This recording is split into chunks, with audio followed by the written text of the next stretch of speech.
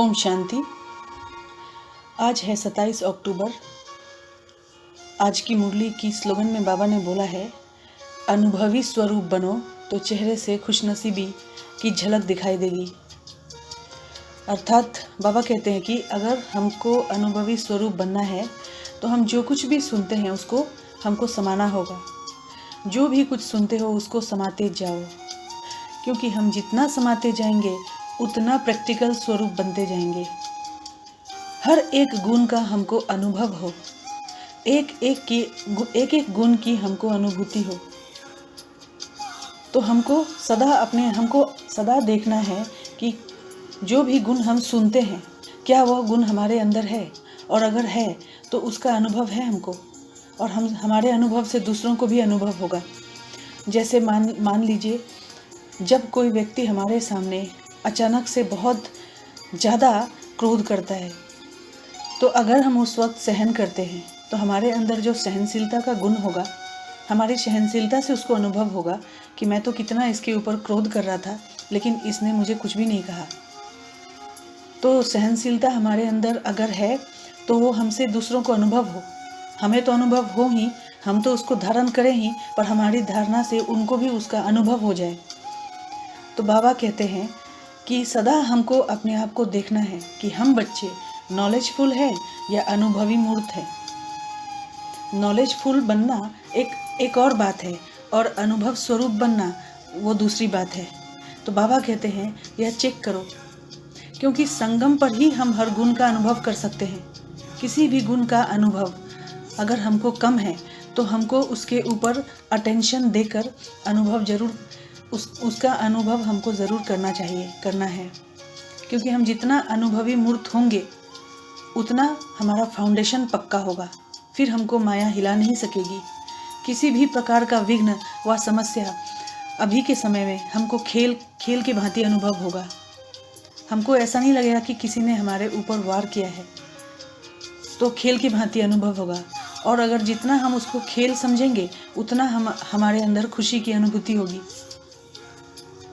और हम उसको खुशी खुशी से पार कर लेंगे। अगर हम उसको वार समझेंगे तो घबराएंगे और हलचल में आ जाएंगे। तो बाबा कहते हैं कि ड्रामा में पार्टधारी होने के कारण कोई भी सीन अगर हमारे सामने आती है तो ड्रामा के हिसाब से सब खेल है। अगर हम यह अपनी स्मृति में रखें, अगर सदा हमारी स्मृति में यह रहेगी तो हम एक रस रहेंगे, हमारे अंदर कोई भी प्रकार की हलचल नहीं होगी। तो हमको अभी से यही परिवर्तन करना है अपने अंदर। अनुभवी मूर्त कभी भी माया से धोखा नहीं खा सकती, ना उसको दुख की अनुभूति हो सकती है, क्योंकि उसकी चेहरे से सदैव दूसरों को खुशी की झलक दिखाई देगी, क्योंकि अनुभव की अथॉरिटी सबसे श्रेष्ठ है।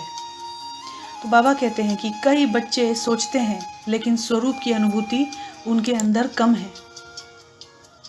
तो आज की दुनिया में, अभी के समय में अगर हम देखेंगे तो मेजॉरिटी आत्माएं देखने और सुनने से थक गए हैं। उनको ये सारी चीज़ों को देखना और सुनने से ज़्यादा वो अनुभव चाहते हैं। तो इसलिए बाबा कहते हैं कि अनुभव द्वारा प्राप्ति करना चाहते हैं, तो उनको अनुभव कराना, अगर हमको उनको अनुभव कराना है तो अनुभव भी वही करा सकता है जो खुद अनुभवी होगा, अनुभवी ही करा सकता है। और अनुभवी आत्मा सदैव आगे बढ़ती रहेगी, उड़ती रहेगी, क्योंकि अनुभवी आत्मा के अंदर सदैव हम देखेंगे उमंग उत्साह रहता है। उमंग उत्साह सदा इमर्ज रूप में रहता है। अनुभव की अथॉरिटी उनके हर कर्म में दिखाई देती है। हर बोल, हर संकल्प अनुभव की अथॉरिटी से होती है उनकी। तो एक है समझना और दूसरा है अनुभव करना। तो बाबा कहते हैं हर सब्जेक्ट में ज्ञान की पॉइंट्स वर्णन करना, वह तो बाहर के स्पीकर भी बहुत अच्छा स्पीच कर लेते हैं, लेकिन हर पॉइंट का अगर अनुभवी स्वरूप बन जाए तो यह है ज्ञानीतु आत्मा की निशानी। योग लगाने वाले बहुत है, बाबा कहते हैं योग में बैठने वाले भी बहुत है, लेकिन योग का अनुभव अर्थात शक्ति स्वरूप बनना, इसकी कमी है। अगर कोई शक्ति स्वरूप है तो उसकी परख क्या होगी?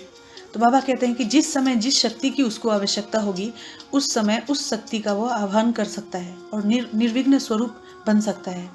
अगर एक भी शक्ति की कमी है, वर्णन है लेकिन स्वरूप नहीं है, तो समय पर धोखा खा सकते हैं। चाहिए, जैसे बाबा कहते हैं कि चाहिए सहन शक्ति और आप यूज कर रहे हैं सामना करने की शक्ति, तो योग युक्त अनुभवी स्वरूप उसको नहीं कहेंगे।